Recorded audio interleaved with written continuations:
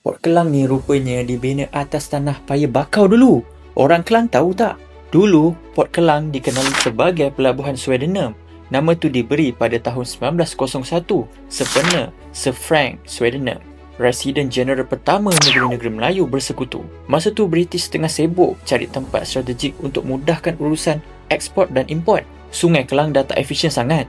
Jadi diorang pun ambil keputusan nak bina pelabuhan atas tanah paya.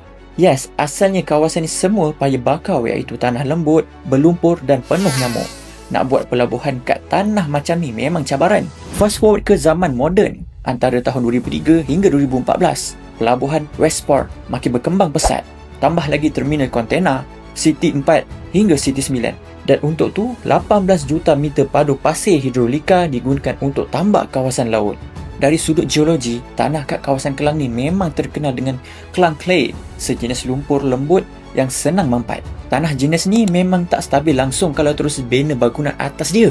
Nak stabilkan, kena buat kerja-kerja ground improvement macam pasang drain menegak, tekan tanah supaya mampat dan pasang alat pemantau untuk elak tanah mendap atau cerun runtuh. Nampak macam simple, tapi semua ni gabungan antara ilmu geologi dan kejuruteraan tanah yang power. Kalau tak kerana kerja-kerja ni, Port Kelang mungkin tak akan jadi pelabuhan utama negara, malah antara yang tersibuk di dunia. So, bila lalu Port Kelang tu, ingat balik, tempat tu asalnya paya bakau. Sekarang dah jadi nadi logistik Malaysia.